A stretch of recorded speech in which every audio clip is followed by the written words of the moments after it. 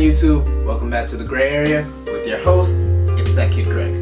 Now, I want to do a quick apology / announcement. So this video that I'm doing right now is actually supposed to come out on Tuesday, but due to some difficult circumstances, it had to be pushed back to today that you're viewing it now.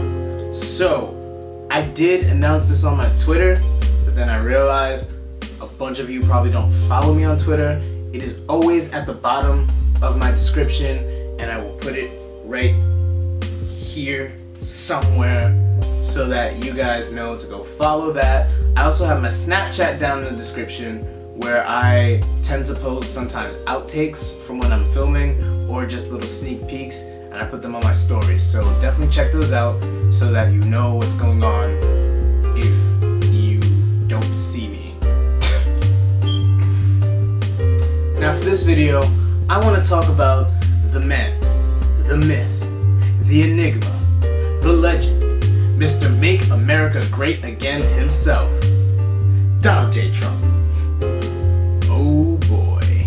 Now I want to clarify that this is not a hit piece. I'm not just going to sit here and say Trump is evil. Nah. I want to actually take a look at his policies and his stance on positions, and see if he actually deserves a lot of the flack that he gets, because the media just loves to hate this one dude. And I don't think he's as terrible as people think. I don't think he's literally Hitler. So with that being said, let's get started. Oh, also, I have a very interesting crackpot theory that I'm gonna present at the end of this video. So stay tuned to see that. Do it. So let's start off with the basics. Who is Donald Trump? Well, Donald Trump was born on June 14th, 1984 in the Jamaica States, Queens, New York, obviously. He was the fourth of 5 kids born to Fred and Mary Trump. Mary Trump was a philanthropist and homemaker, while Fred Trump was a real estate developer. So, family business, etc., etc. Trump attended Fordham University for 2 years before transferring to the Wharton School of Commerce and Finance in Pennsylvania, because at the time they were like one of the only schools in the US that offered studies in real estate. While he was there, he also worked for his father's company, and he ended up graduating in 1968. After some successful and unsuccessful ventures, Trump moved to Manhattan in 1971, where he gained public recognition for his eye for architectural design. Trump was pushed into the spotlight in 1973, where it was found that on 93 of the buildings that were under his operation, he was charged with having violations of the Fair Housing Act. However, in 75, he ended up settling out of court. Now, it should be noted that Trump never admitted guilt for this, which is kind of his whole shtick, his MO. Like, if you look at Trump, he never likes to say when he's wrong, but every once in a while he will let it be known, like, hey, you know, things were stupid back then, but they're not now because Trump. Now, Trump's first huge deal was the building of the Grand Hyatt Hotel near Grand Central Station in 1978. This is where the infamous "my father loaned me a small loan of $1 million" comes from, because it was his father's $1 million loan that actually helped him get the project off the ground and be successful. So to him, it must have been a small contribution in the scheme of things, because that building is worth ridiculous sums of money, and just $1 million pales in comparison. After many more projects, some being wildly successful and others leading to bankruptcy, Trump got into the game of beauty pageants, surprisingly. He ended up owning, totally or in part, all of the Miss USA, Teen USA, and Universe pageants, which is pretty insane because they were very popular at one point. However, his ownership over these properties ended in 2015, where he sold his interest due to NBC and Univision cutting ties with him at the start of his presidential campaign. Trump was also famously the executive producer of the show The Apprentice, where competitors battled it out to gain high-level management jobs at one of his many companies. This is where the catchphrase, "You're fired," comes from. You're fired. You're fired. You're fired. You're fired. You're fired. You're fired. You're fired. And it's funny because Trump actually trademarked, or at least attempted to trademark, the "You're fired" catchphrase in 2004. So please, Mr. Trump, don't sue me. Trump's run on this show also ended in 2015 when NBC cut ties with him. And just to clarify, the reason why they cut ties with him is because they felt that his comment about Mexicans were way too inflammatory and did not want to be associated with somebody who said these types of things. Bad press equals bad for money. Trump has also been in several movies and TV shows across the years, which is kind of cool when you think about it. Some of these include The Fresh Prince of Bel-Air, The Jeffersons, Home Alone 2, The Nanny, and Days of Our Lives, just to name a few.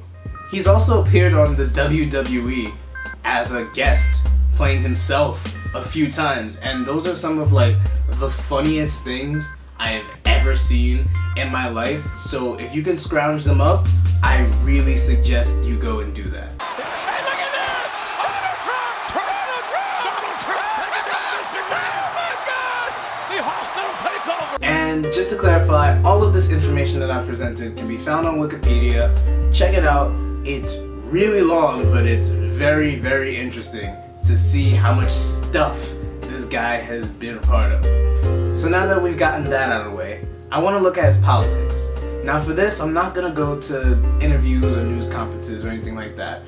I'm just going to look at his website, because I would hope that that is the best representation of what he believes in and what he wants for this country. Now first up, he wants to build a wall on the border between the US and Mexico, and he wants to get Mexico to pay for it. This is possibly his most infamous position, and he does not shy away from it on his website. In fact, I'm pretty sure, if I remember correctly when I scrounged up this info, that it is the first thing on his policy list. And feel free to correct me in the comments if I'm wrong, because I'm going to link to his website down below.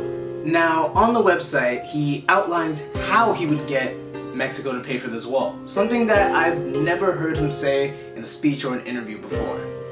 Basically what he says is that through stricter trade deals with Mexico, as well as some higher enforcement of laws that we already have in place, he would be able to coerce Mexico into paying for this wall in order to keep them from having to deal with the ramifications of these stricter trade laws. And the reason why he says that it would be compelling enough for them to pay for the wall entirely is because, according to his website, Mexican people in the US send about $24 billion a year to Mexico in total, which is the highest price estimate I've heard for his wall plan. So to lose $24 million annually, or to do a one-time payment and keep it, is his idea behind this. However, looking at it, it's kind of a strongman tactic when you think about it. It sounds like something a mafioso would do. And you keep your business, you pay us a little fee, and then you get to keep your business. It feels like that, you know what I mean? But again, at least he has laid out something, which is something he's been criticized for, is not having a plan for how he would get Mexico to pay for it. At least he has something laid out on his website, so I can give him partial credit. C-. This leads into his next policy position, which is immigration reform. Trump wants to tighten up immigration to the US, both by strengthening the laws that we already have and maybe putting in place new ones. He especially wants to do this with, of course, the border between the US and Mexico.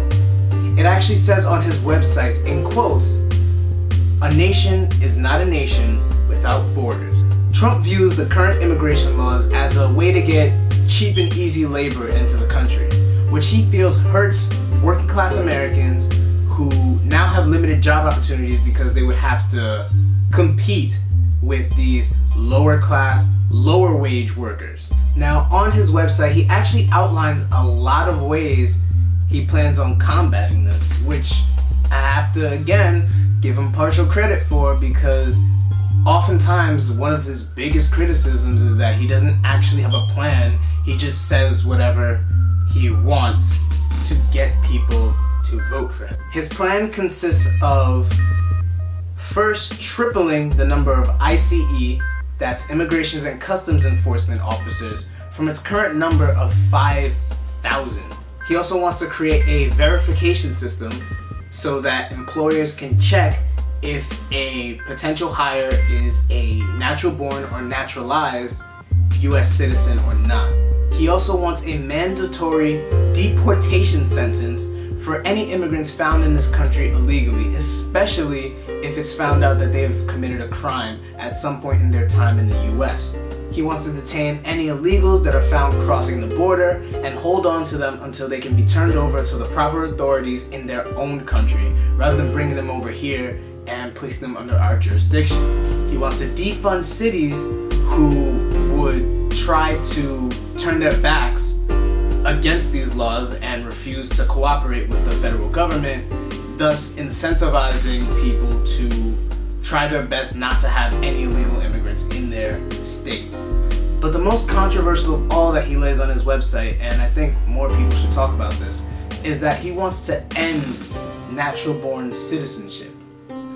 Natural-born citizenship, or birthright citizenship as it's called on the website, is when somebody of a foreign nation has a kid here.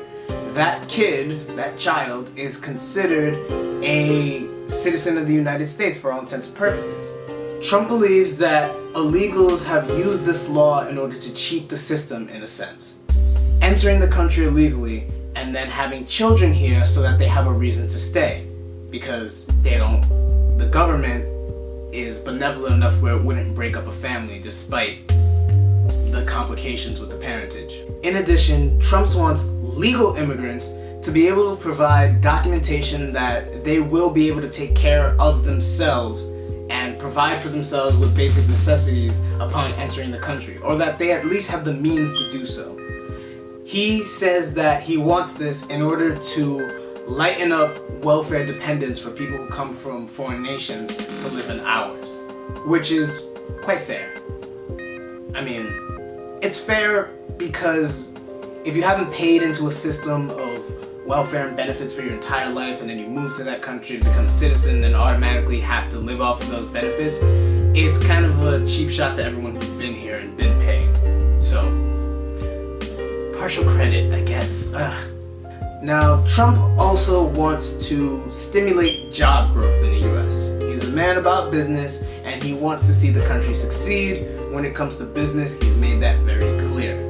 One of his solutions to the lack of jobs is to create more youth employment programs, specifically in urban and inner city areas for children or young people, which is a very noble goal. So, 2 thumbs up, Mr. Trump. I like that one. He also wants to limit the amount of work visas that we give out to residents of foreign nations and require companies to fill a specific quota of natural-born or naturalized US citizens before looking to outside sources for work. He also wants to create a pool of unemployed natural-born citizens who have certain skills so that employers can more easily pick people to hire that are from the US rather than looking for people overseas. Which, my issue with that is I'm not someone who agrees with federally imposed quotas, because they force businesses to put into practice things that they may not have wanted to put into practice, which could hurt their bottom line, which could end up hurting the economy as a whole.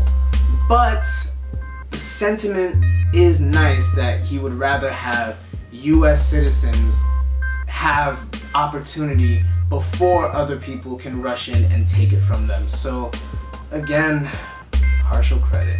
Trump has also noted on his website that he wants to lower taxes across the board for both regular people and corporations. Now, his reason for doing this is that he thinks lower taxes would both help natural citizens, or just citizens, I guess, I don't have to keep saying that, would help lower middle wage people keep more money for themselves, and it would also allow financial sector to have some growth and incentive to stay in the US and not leave the US, so that we can keep more of the wealth here. It should also be noted that Trump wants to eliminate some legal loopholes that exist that allow companies to funnel money into special interest groups by eliminating the tax deductions that are used to create these loopholes. So how he sees it, or at least this is how I think he sees it, I can't speak for him, is that it's a two birds, one stone type of deal. You lower taxes, it incentivizes these companies to stay in the US, and it eliminates the need for all these tax deduction laws, which means that they no longer have the legal loophole to create a system of corruption. So, actually, not bad. B-. Another policy highlighted on his website is that he wants to improve our trade deals with China. He wants to specifically find ways to bring back manufacturing jobs that we have outsourced to China in the past to the United States, so that our low-skilled workers have a means of surviving and sustaining themselves again. Now, I personally am someone who thinks that manufacturing is a very good thing for this country, and while everyone may not agree with that, I personally have to give him some credit, so he gets a B. Lastly, Trump wants to straight up repeal the Affordable Care Act, aka Obamacare. He wants to improve our Veteran Affairs Department because he feels like it is incompetently run and actively hurts our military veterans. And he also wants to strengthen the Second Amendment by improving our background checks and specifically our mental health checks for obtaining a gun. He feels that tightening up these specific regulations would make it much safer for people to get guns, while also not taking away people's rights to own a gun. Now, the reason why I line these three up like this is because they all play into each other in some type of way.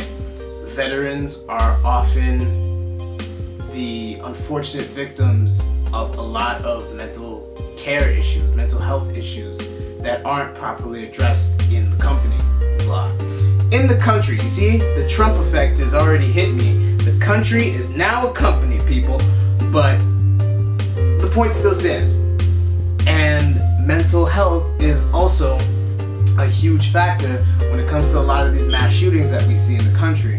And so I wonder how he would improve mental health care while removing the Affordable Care Act, which I know they aren't directly correlated, but I really would like to see how that goes. And I didn't see what he would replace the Affordable Care Act with on the website. I could have just missed it because there was a lot of stuff, but I'm interested to see how he would come up with that. So, grade not available for this one.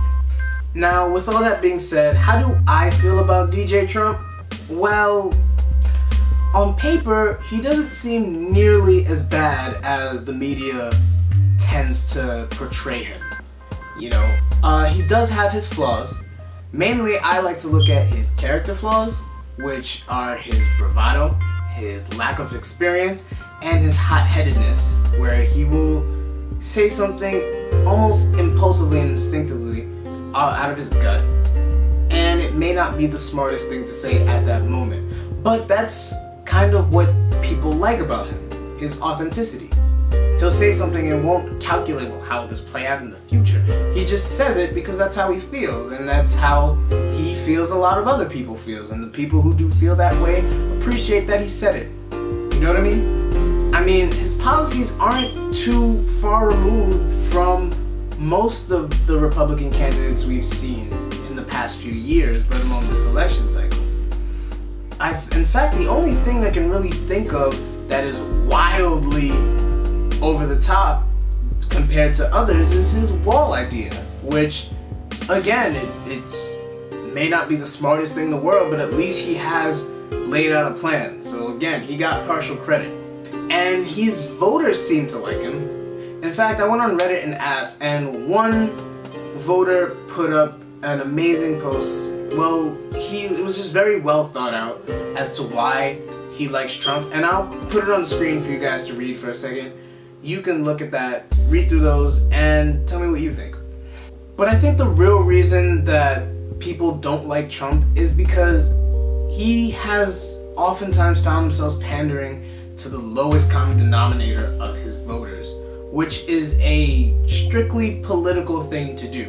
And it just so happens, unfortunately, that a lot of his lowest common denominator voters are very overzealous nationalists and patriots who are afraid that they are losing their country. And that type of fervor in a person who is very, very active and very zealous can lead to some dangerous things. Big wheel. Big wheel.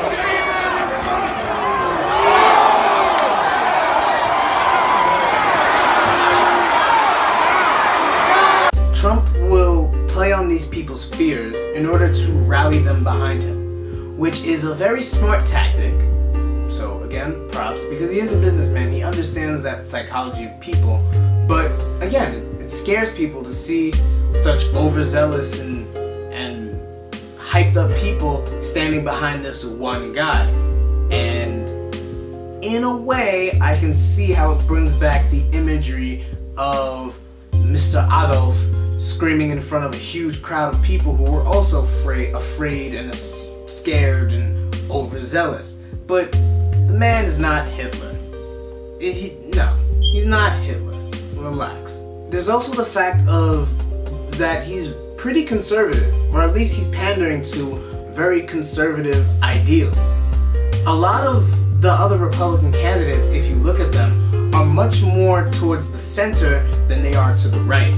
And while we will all miss Mr. Bernie Sanders himself, he was not the choice for the Democratic nomination. It was Hillary Clinton, who is much more to the center, arguably much more to the right than she is to the left. And a lot of people are either in the middle or on the left. I feel like with this generation especially, the left outnumbers the right by a large margin. And so people do not want to see that. And there are plenty of people who are voting Hillary or voting Libertarian, because I know, I believe his name is Gary Johnson, is actually doing some pretty good numbers for a third-party candidate.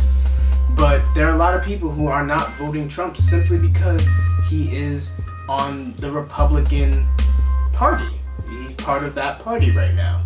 So there's that, which is not a good reason to vote for anybody if you ask me, but whatever. I'm getting aside to myself. Also, there's the fact that Trump is not a traditional politician. He came out of nowhere and mostly funded his campaign through his own wealth, which totally breaks the establishment model of going to these big donors. And a lot of people are attracted to that, like the Bernie Sanders supporters are attracted to that because there are so many people who are just sick and tired of the status quo. And that's why I think it's kind of brilliant of him to be trying to appeal to Bernie Sanders supporters recently. We'll never be able to fix a rigged system by counting on the same people who have rigged it in the first place.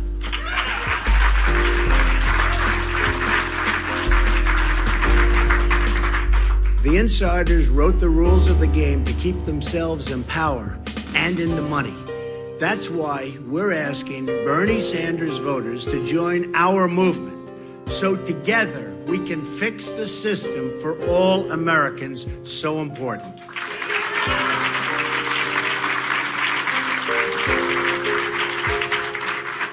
while many of them will not go his way, he does have an idea that a few of them are the people who just want to see the system change up enough that they don't care who it is as long as they are not part of the current political establishment. So overall, I think on paper Trump is not the big bad villain that everyone thinks he is, but it's not up to me to decide who you're going to vote for.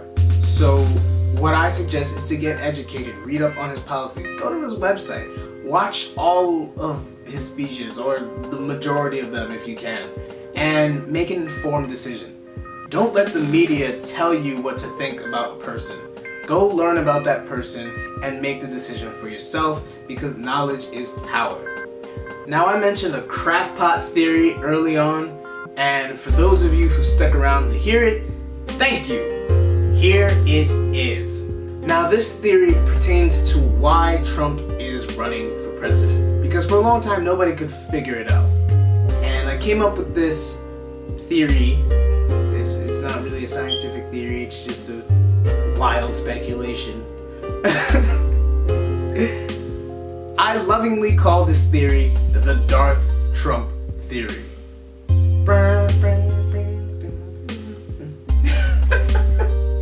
Now, this theory is based on the Darth Jar Jar theory from the Star Wars prequel trilogy.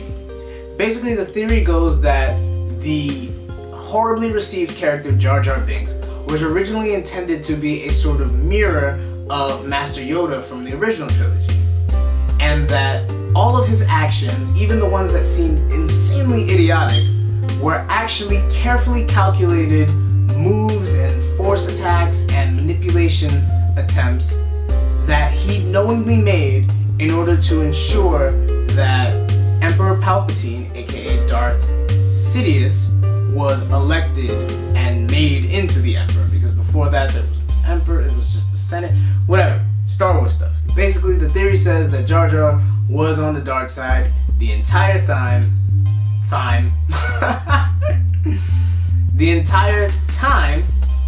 and that was his true goal all along.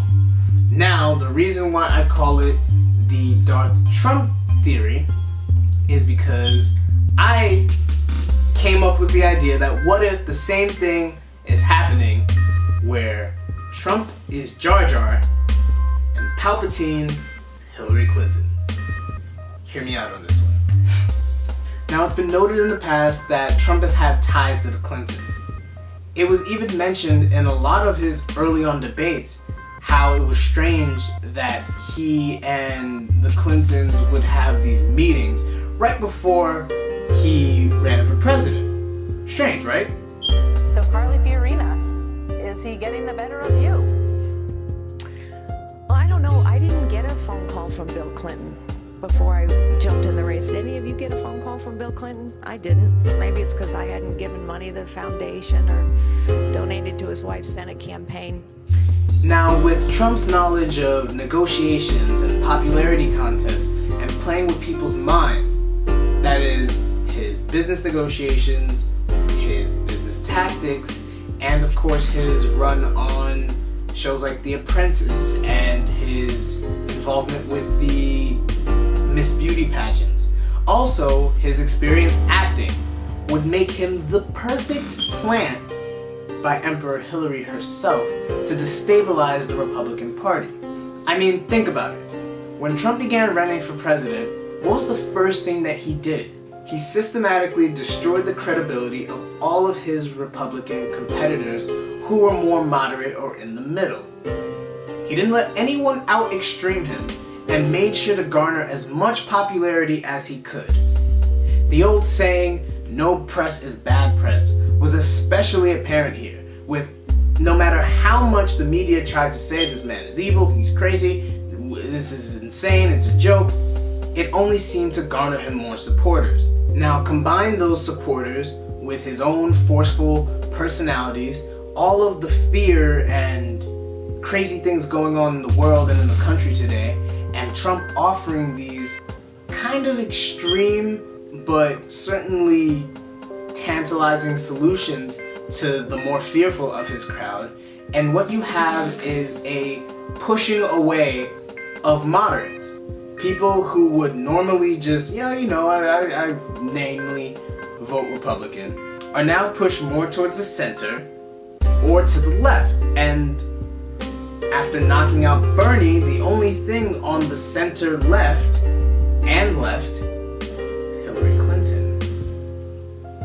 Basically, the theory goes that there was some type of negotiation or deal made between Trump and Hillary to have Trump destabilize and pander to the most ridiculous aspects of the Republican and conservative party and force moderates from his side to move over to the center and to the left, and thus it would secure Hillary's election in 2016. But hey, that's just a theory. A conspiracy wait, that's not my thing. MatPat doesn't sue me. Let me know what you guys think in the comment section below, and as always, I'd like to thank you for watching, and remember, nothing is black and white.